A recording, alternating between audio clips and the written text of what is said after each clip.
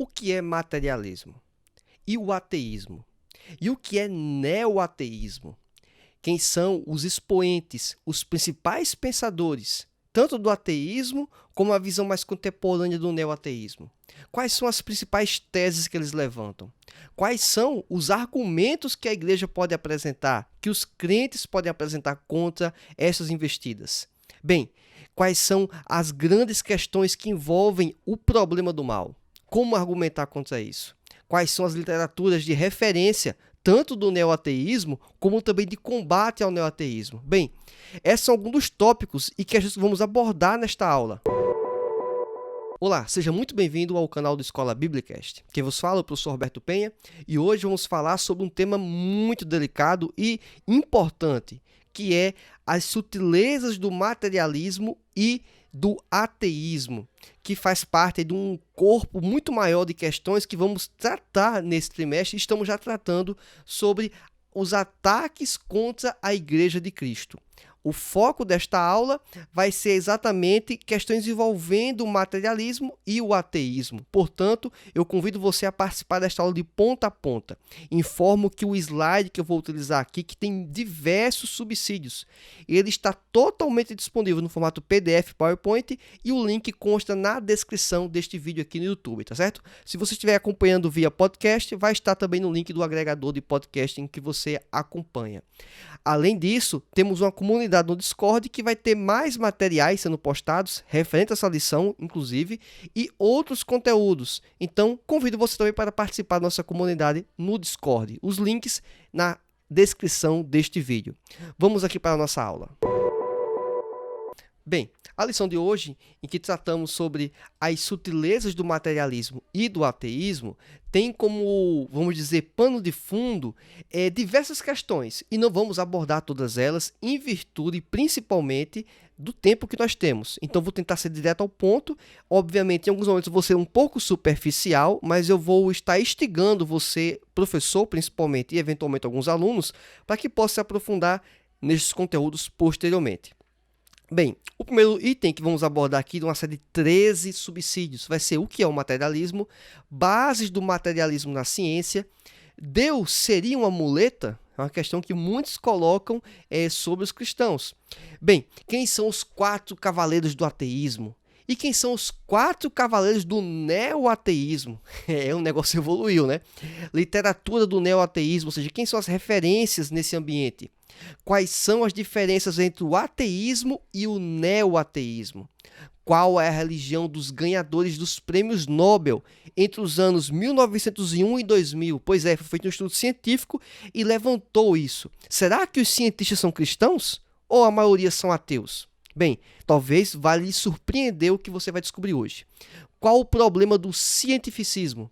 Isso, a ciência também pode se tornar uma religião. Vamos falar um pouco sobre isso. Temos também o problema do mal, o argumento ateu nessa questão. Também temos o problema do mal, mas a resposta a este argumento ateu, ou pelo menos um dos principais argumentos que eles apresentam.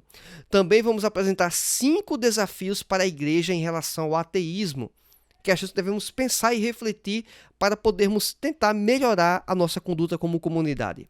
E por último, literatura para combater o neoateísmo, ou seja, vocês não vão ficar reféns a esta aula e este conteúdo. Eu vou apresentar materiais que vão lhes servir muito fortemente para a sua exposição de lição bíblica, neste momento e em momentos posteriores, principalmente para subsidiar a sua igreja e principalmente jovens nesta questão.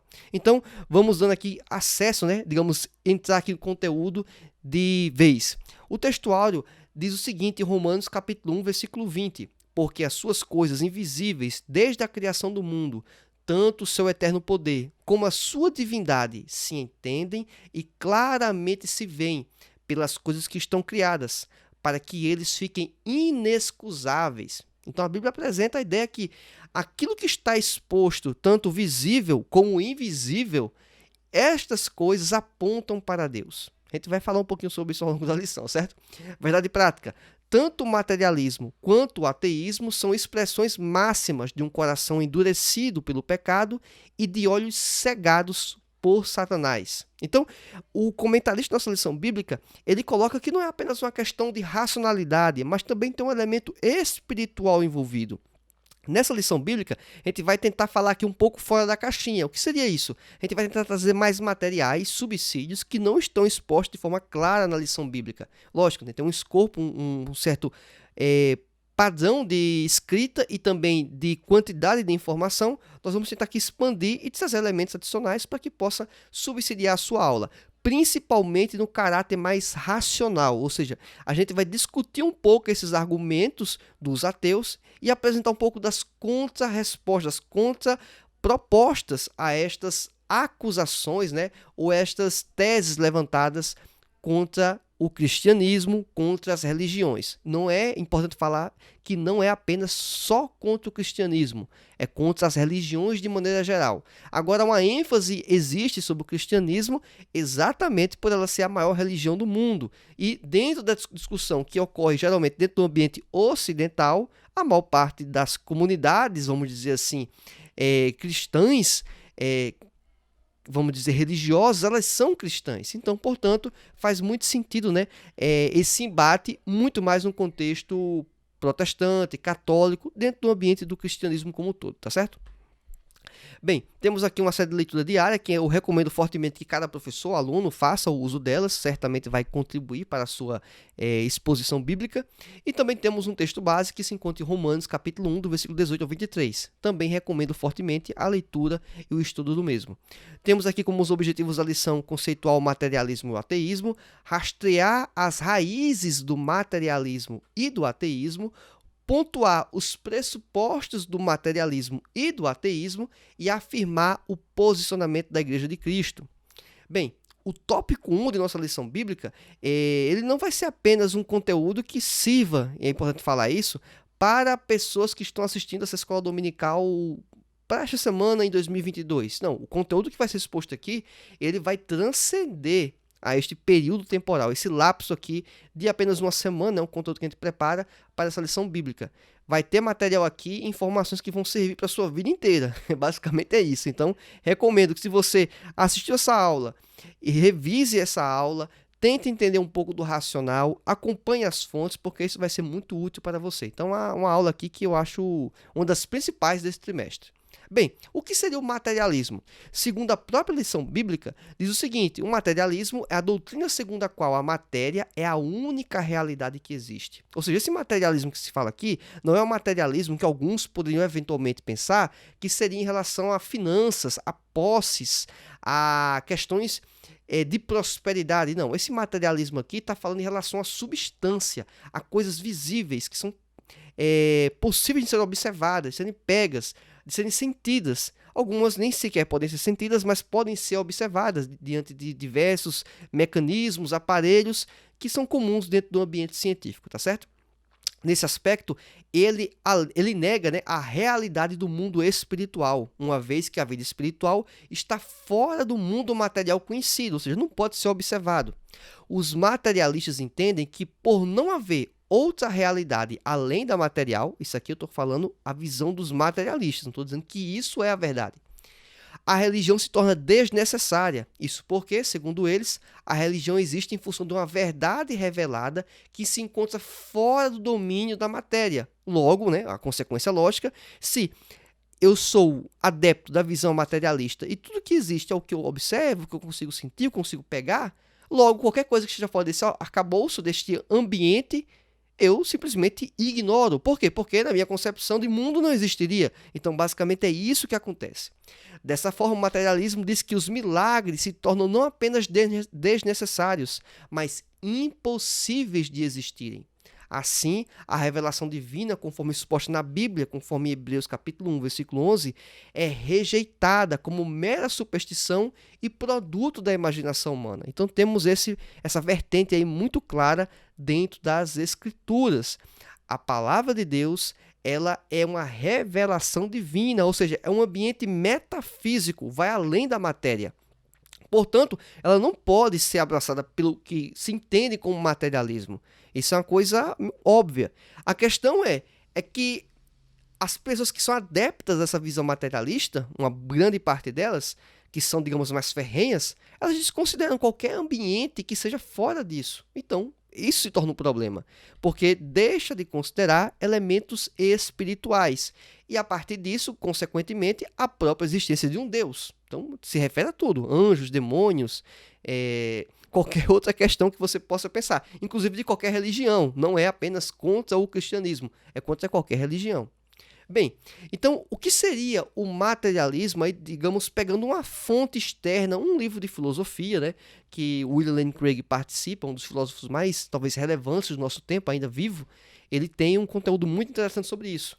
Ele coloca uma seguinte questão, eu coloquei aqui um trecho do livro que eu acho muito interessante. Diz assim o texto: a ideia de um planejador ou de uma providência interveniente que participa das operações cotidianas do universo era de fato uma teoria concorrente à versão darwinista da evolução. Ao se acreditar na existência de um Deus que originalmente projetou o mundo de forma exata como que ele veio a ser, a teoria da evolução pela seleção natural poderia ser vista como o quê? Supérflua. E por que a gente está fazendo essa analogia ou essa discussão envolvendo a versão darwinista da evolução, né? Ou a teoria da evolução? É que, se considerarmos que existe um Deus, uma mente brilhante, um designer que criou essas coisas que nós observamos, que nós enxergamos, boa parte das afirmações e dos pressupostos que são considerados dentro da teoria da evolução, elas ficariam por terra. E é importante notar, inclusive, que a própria ideia de chamar teoria da evolução, o termo teoria, ele ainda é muito forte a ser considerado, porque, na verdade, na minha opinião, deveria ser apenas considerado como hipótese, uma possibilidade. Eu estou falando aqui dentro do aspecto epistemológico, ou seja, da ideia do que seria a classificação mais adequada. Isso pode ser polêmico para algumas pessoas, principalmente quem é adepto dessa teoria, né? Ou que acha que é uma teoria, mas na minha visão, na verdade, não se classifica como uma teoria. Por quê? Para ser classificado como teoria dentro do ambiente mais epistemológico, deveria ser necessário uma quantidade significativa de testes, de experimentos, que de alguma forma começassem a confirmar isso. E ao ter uma certa quantidade desses elementos e a comunidade entendendo isso, isso caracterizaria como uma teoria. Então, isso não se dá para fazer. Por quê? Porque não é possível observar a transformação ou a mudança de um tipo de ser vivo para uma outra classificação. Exemplo, um invertebrado se tornar vertebrado. Você consegue perceber microadaptações. Aí sim, isso aí é totalmente possível, plausível e até muito evidente. Não estamos falando disso. Estamos falando de transformações. Um ser invertebrado se tornar vertebrado. Um ser que não tinha asas passar a ter asas. Esse tipo de coisa não acontece. Por quê? Porque a pressuposição dentro desse ambiente é que existiria uma espécie de denominador comum, uma espécie de célula inicial, que dela geraria todas as demais coisas. Então, esse é um ponto. A gente está nem discutindo na questão de como essa célula surgiu, né? Por mais que fosse dentro da visão, em tese, de uma certa evolução, isso ainda não seria o suficiente para excluir um criador da jogada. Por mais que talvez boa parte dos que estão me acompanhando entendam da criação de uma forma literal, que Deus criou os seres, os animais já prontos, né? Um leão daquele jeito, um macaco daquele jeito, um ser humano de um jeito. Por mais que alguém ainda pudesse ir ao extremo de pensar que não foi desse jeito, mas quem iniciou o processo? Quem startou isso? Então, eu não estou fazendo nenhum tipo de concessão, estou apenas colocando uma discussão lógica, racional. Não faz sentido pensar que não exista um criador, nem que seja de alguma coisa que foi depois melhorada. Não estou nem dizendo que foi o que aconteceu, mas é muito óbvio que há necessidade de um criador. Então vamos continuar aqui. Igualmente, ao se acreditar em um Deus que interveio de tempos em tempos para criar alguns dos organismos, órgãos ou funções encontradas no mundo vivo, a teoria de Darwin poderia ser vista como supérflua. Lógico, né? Bom, não precisa necessariamente que Deus tenha criado tudo da forma como é, de forma pronta. Bastaria que ele tivesse feito intervenções, e isso já colocaria em xeque, né, qualquer tipo de argumento darwinista, né, ou dentro dessa teoria da evolução. Vale bem classificar que Darwin ele estudou teologia, ele teve uma formação teológica, de certa forma, e ele, de certa forma, largou isso e fez seus experimentos, fez seus estudos, fez sua pesquisa e chegou às conclusões que fez escrever lá A Origem das Espécies, né? O livro dele que foi, digamos, o mais conhecido. Bem, avançando um pouco mais aqui, também diz que a introdução de qualquer planejamento inteligente ou tomada de decisão reduz a seleção natural da posição de um princípio necessário e universal a uma mera possibilidade.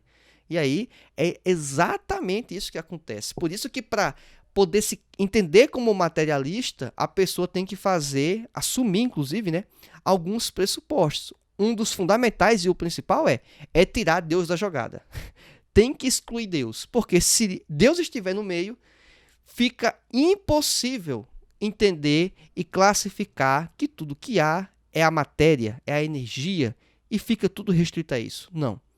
Há um ambiente e um contexto metafísico, um contexto espiritual, além do que é visível e do que pode ser observado e sentido, que é uma verdade, certo? Isso aí é uma discussão dentro do ambiente teológico, muito tranquilo, só que para alguns que estão fora desse ambiente religioso, o que for, é um desafio. Então, também é uma das questões que devemos pensar em como apresentar essas questões para as pessoas, né, que estão necessitando de saber a verdade.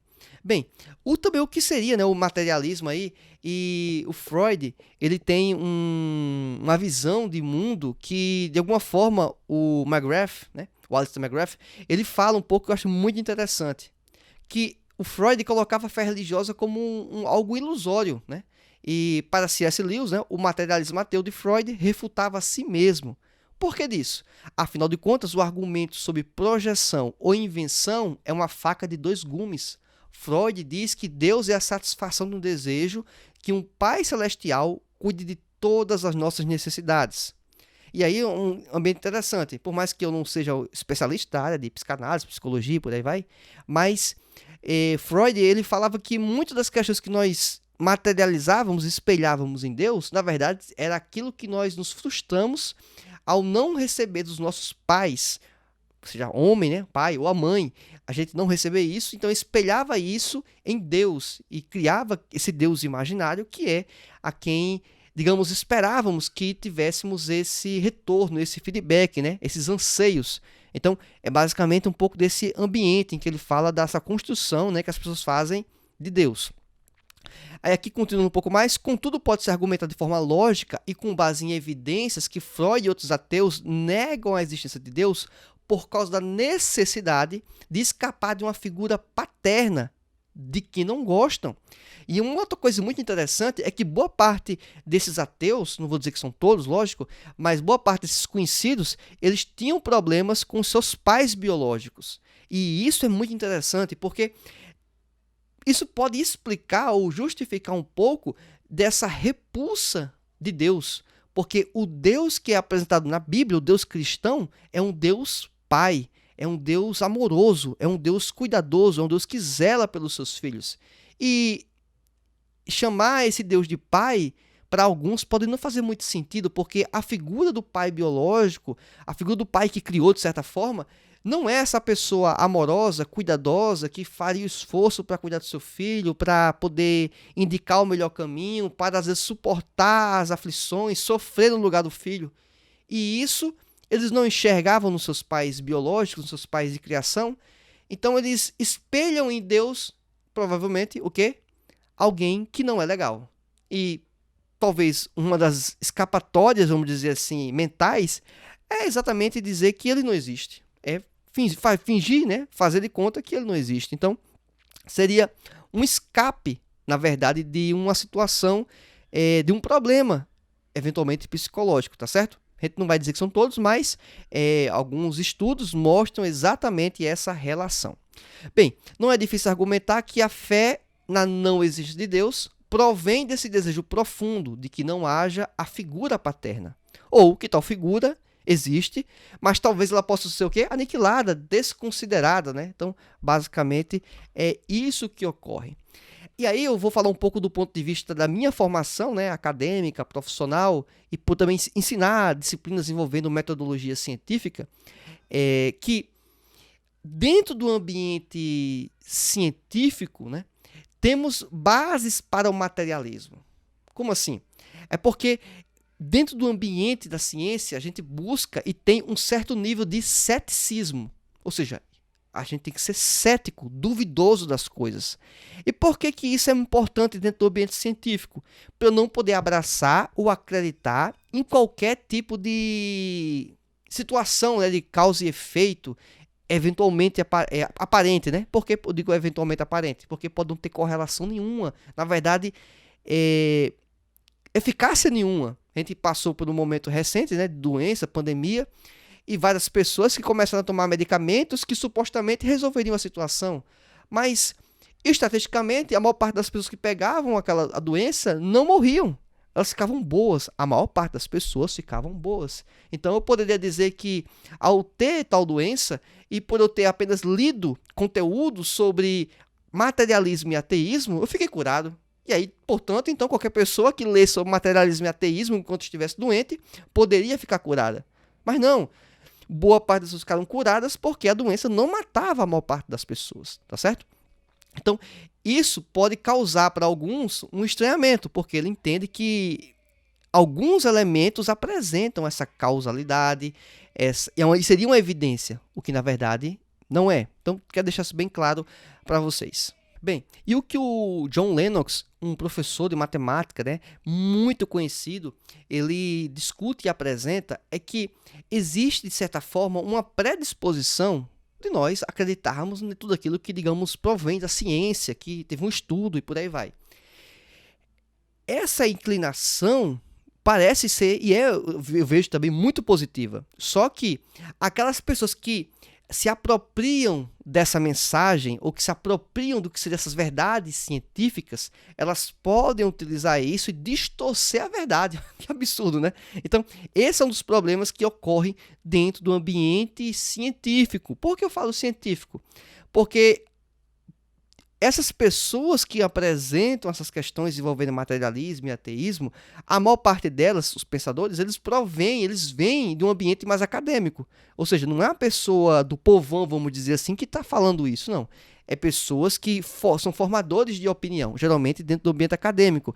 E eles se revestem de uma certa autoridade por causa de sua formação, experiência, currículo, não por causa dentro do ambiente do ateísmo, mas sim por causa da sua formação como biólogo, químico, físico, cientista social, filósofo e por aí vai. Então, eu queria deixar isso bem claro que parte do materialismo, ele nasce dentro do ambiente científico, tá certo? Mas não quer dizer que o ambiente científico é ruim, só quer dizer que isso ocorre muito fortemente dentro do ambiente, do que seria, digamos, o ambiente da ciência.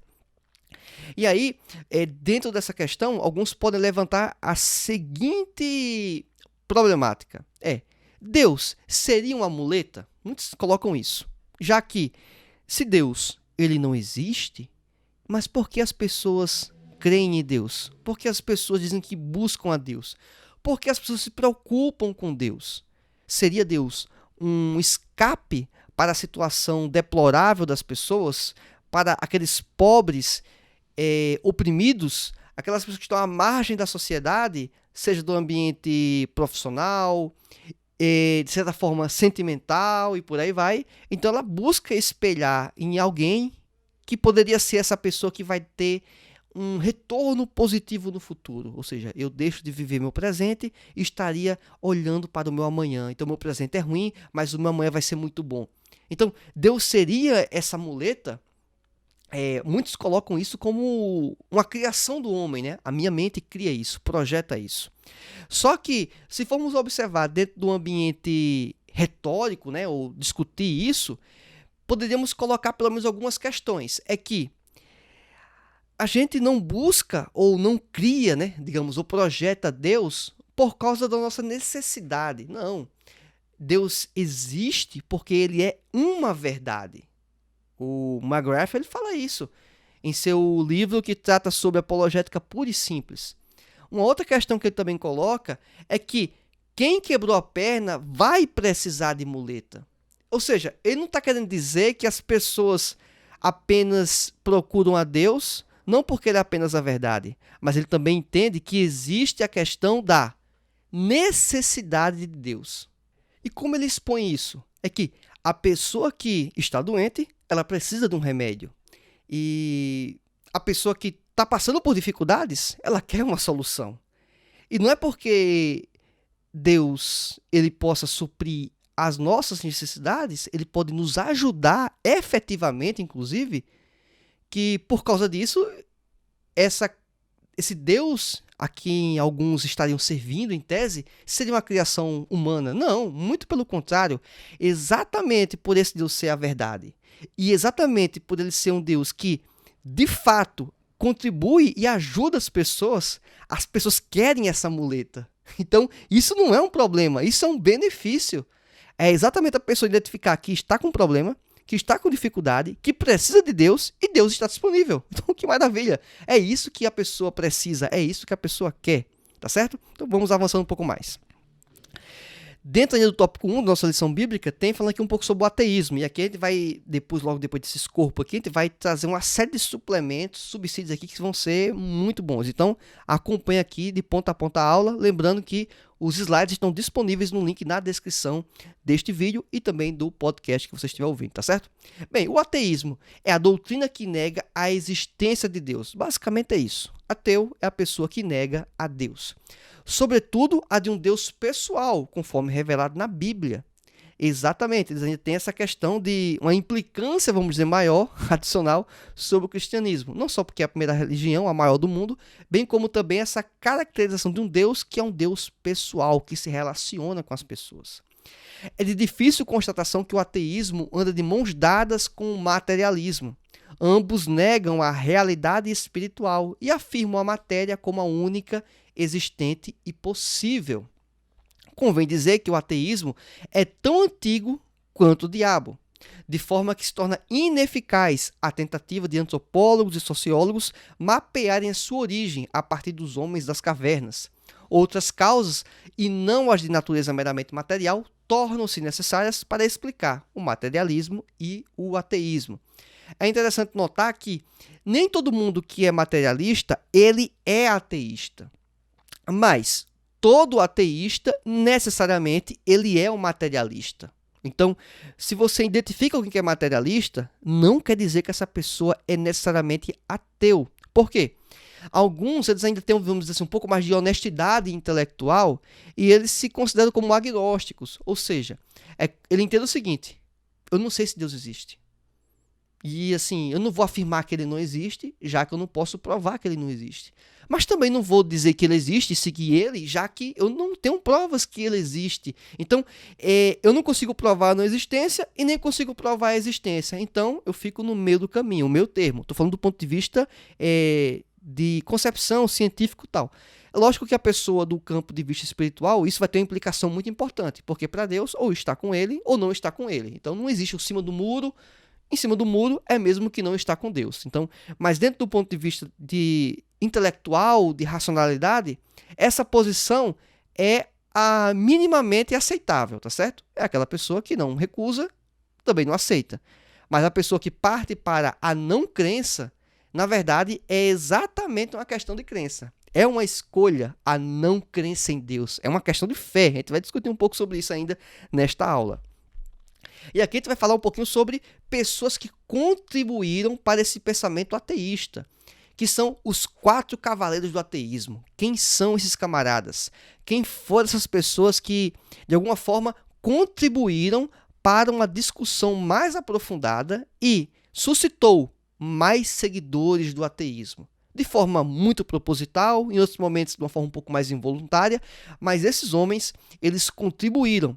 E o interessante notar sobre essas 4 pessoas é que a conjectura parte sempre de uma ideia do materialismo, ou seja,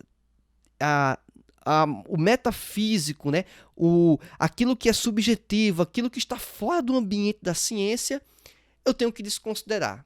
Então, por tabela, por mais que eles não sejam todos eles ateus, né, declarados, como o Darwin, né? O Darwin, se fôssemos pensar de forma até o fim da sua vida, ele se tornou um agnóstico no fim das contas. Ele não se declarou ateu, ele não foi um ateu, ele foi um agnóstico. Apesar que durante parte da vida dele, ele foi, digamos, um crente, né? Ele inclusive estudou teologia e por aí vai. Mas o fim dele foi nessa posição de meio termo. Isso não quer dizer que ele não tenha proporcionado e fomentado o ateísmo. Isso aí ele fez, certo? Mesmo que de forma indireta ou direta para alguns. Então, vamos falar aqui um pouco sobre esses 4 cavaleiros do ateísmo. Vamos começar aqui com Freud. E o Alistair McGrath, ele faz algumas afirmações que eu julgo muito relevantes. Então, eu coloco aqui a citação porque você eventualmente pode procurar e investigar melhor essas informações, os materiais e por aí vai. Bem, é praticamente nula a base empírica da afirmação ousada de que Deus é meramente a projeção de um desejo infantil de estar sob a proteção de um pai. Mais uma vez, aquela ideia que o pai meu, biológico, físico, né, de criação, ele não conseguiu me atender, portanto, eu espelho em um Deus que vai ser essa pessoa. E aí seria, então, o Deus, uma criação do homem, né? Basicamente seria isso. As credenciais científicas de Freud têm sido severamente criticadas nos últimos tempos. Esse escrito aqui, em português, foi publicado em 2013. Já estamos em 2022. Então, esse material foi publicado primeiro em inglês, e aí depois de alguns anos é que saiu em português. Então, assim, já faz aí pelo menos uma década que já existe esse debate, né, essas afirmações aí, digamos, questionando um pouco as contribuições de Freud. Então, só para você ter uma noção, é importante falar isso. Então, a medida que se torna cada vez mais evidente que suas investigações científicas muitas vezes se resumiam a pouco mais do que validação em retrospecto de seus preconceitos. Isso é uma coisa muito comum, a gente estuda, né, dentro do ambiente de metodologia, de ciência, que é o cientista, ele tentar ao máximo, nunca vai conseguir isso, mas ele evitar os preconceitos, ele tentar entrar o mais isento possível dentro do ambiente da discussão, do experimento, da pesquisa, tá certo? Isso é um ponto muito importante. Especialmente sua hostilidade para com a crença em Deus. Freud parte da suposição de que não há Deus. Em seguida, tenta mostrar que é possível encontrar uma explicação racional para as pessoas acreditarem em um Deus não existente. Então, é interessante, porque tem que se escolher no ambiente científico, em alguns momentos, algumas premissas. Mas, a partir da premissa que Deus não existe, já é uma premissa, assim, muito forte. Mas como é que a pessoa parte dessa ideia que Deus não existe? Com base em quê? Então, a premissa já está furada. Então, se a premissa tem um problema de base, a construção teórica, as afirmações, os estudos que são feitos posteriores, a chance de estarem completamente errados é enorme. Porque o alicerce que foi colocado lá, a base, o tijolo principal, a pedra do alicerce numa casa, vamos pensar assim, ela está com problemática, está com problema, não é boa. Então, toda a estrutura construída em cima dela pode derrubar, pode ser um castelo de cartas. Um toque simples, tudo vai ruir. Então, esse é um dos grandes problemas dentro do ambiente científico quando a gente parte do pressuposto que Deus não existe. Isso é muito problemático, certo? Temos que ter o cuidado, lógico, para não atribuir tudo que é milagre, tudo que é espiritual, lógico, isso é evidente, mas também não podemos tirar Deus da jogada. Isso aí é um erro, para mim, básico e primário, tá certo? E aí também o John Lennox, né, faz um comentário também bem interessante em seu livro, que fala se o cientista, né, pode ser crente, por aí vai, né, uma discussão nesse contexto, é muito interessante também esse material dele. Diz assim: se Deus efetivamente existe, então, seguindo o pensamento de Freud, o ateísmo pode ser visto como um mecanismo de fuga psicológico, pelo qual evitamos assumir a responsabilidade moral derradeira por nossa própria vida. O que Freud claramente não consegue fazer é responder à questão se Deus existe ou não. Lógico, essa questão não é possível de ser respondida dentro do escopo científico, porque é fora desse ambiente. E por que eu falo isso? Talvez, eventualmente, alguns que estão me assistindo aqui já devem ter estudado, tanto no ensino, até ensino médio e principalmente no ensino superior, que existem tipos de conhecimento. Geralmente se falam 4 tipos, talvez até 5, mas seria o quê? O conhecimento científico, o conhecimento religioso ou teológico, o conhecimento filosófico e o conhecimento de senso comum. Então, existem tipos de conhecimento, cada um dentro do seu quadrado, vamos dizer assim. Cada um é relevante e importante e produz conhecimento dentro da sua respectiva área. Então, Quem vai falar melhor sobre filosofia? É o conhecimento religioso, teológico, ou o conhecimento científico, ou o próprio conhecimento filosófico? Lógico, o conhecimento filosófico. Quem vai falar melhor sobre ciência? É a religião ou a ciência? É a ciência. Quem vai falar melhor sobre Deus, sobre anjos, sobre demônios, sobre o espiritual? É a ciência ou é o conhecimento religioso? Óbvio, é o conhecimento religioso. Então, por que estamos colocando a métrica da ciência para validar ou não o conhecimento religioso? Então, dentro do ambiente da própria, vamos dizer, metodologia de um estudo, de refletir, já parte de uma premissa errada. É a ciência querendo classificar aquilo que não compete a ela. A ciência vai verificar o que é visto, o que é observado, o que é sentido, mas não o metafísico, não o sobrenatural. Até a filosofia, de alguma forma, pode constituir raciocínio, teses, teorias, ainda faz sentido, mas esperar que a ciência vá dizer isso, aí já é um tremendo exagero. Bem, o Lennox também coloca uma questão bem interessante, porque Freud também menciona, né, que a religião também é o ópio do povo, uma frase que é também atribuída a Karl Marx, né? E o John Lennox coloca a seguinte afirmação dentro desse contexto, em algumas críticas que ele faz ao pensamento de Freud e por aí vai. O verdadeiro ópio do povo é a crença do nada depois da morte, o enorme consolo de pensar que por nossas traições, ganância, covardia, assassinatos, nós não seremos julgados. Será que a escolha de não crer em Deus não é exatamente o sentimento de fuga? Um sentimento de pensar, eu estou fugindo de quem tenho que prestar contas, como se isso fosse possível? Então, da mesma forma que pode ser atribuída a um cristão a criação de um Deus, né, no seu imaginário, para ter a quem se apegar, a pensar no futuro melhor, por que não pode também se pensar exatamente o contrário? O ateu nega a Deus porque ele tem medo desse futuro. Ele não quer ser julgado no futuro. Ele quer viver o seu presente muito bem e não se preocupar com o que vai acontecer amanhã, o que vai acontecer na vida após a morte. Então, esse é um ambiente muito interessante de discussão. Dentro da própria construção racional de discussão, né, de crítica ao cristianismo, às religiões, podemos fazer a mesma coisa para o lado inverso, contra o materialismo e os ateus. E quando eu falo materialismo e os ateus, na verdade, não são os ateus das pessoas, mas sim o pensamento ateu. É bom deixar isso bem claro.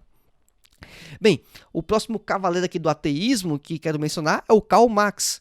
E esse aí, talvez muitos conheçam ele em virtude do comunismo, né, dessas ideias, que ele foi um dos principais expoentes, se não o principal expoente da questão que envolve um sistema de governo chamado comunismo. Não vou aqui entrar em detalhes, vai ser superficial, lógico, algumas menções. Eu vou pegar no pé naquilo que eu entendo que é absolutamente errado, lógico, né? Esse é o objetivo aqui neste momento. Mas qualquer questão que você acha que faça sentido, estou aberto, né? Obviamente, a interações, comentários e por aí vai. Fique à vontade quanto a isso. Bem, algumas questões frases que são atribuídas a Karl Marx, certo? Frases atribuídas ao Karl Marx. Até agora os filósofos ficam preocupados na interpretação do mundo de várias maneiras. O que importa é transformá-lo. Só que, qual é esse tipo de transformação que o Karl Marx espera? É uma redenção? E quando vamos observar os escritos, o pensamento de Karl Marx, ele cria uma expectativa muito elevada sobre as pessoas. Porque exatamente a ideia que Deus não está no controle, que Deus não intervém, que Deus não é soberano. Então, ele entende que as pessoas movem, as pessoas podem criar um ambiente muito positivo, muito melhor.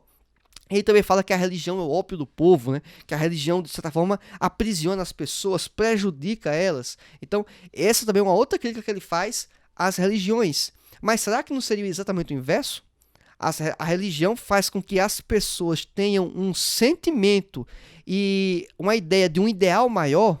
Se formos observar uma outra literatura muito importante do Max Weber, a Ética Protestante e o Espírito do Capitalismo, se formos observar, uma questão que ele coloca lá é muito interessante, é em virtude do apego das pessoas em fazer o melhor.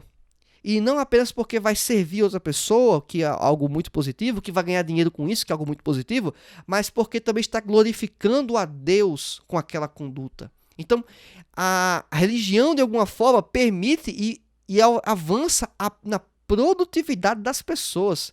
As pessoas passam a ganhar mais dinheiro, elas possam ser mais produtivas. E até tem alguns livros aqui na minha mesa, né, que alguns utilizei durante a nossa exposição e estudo.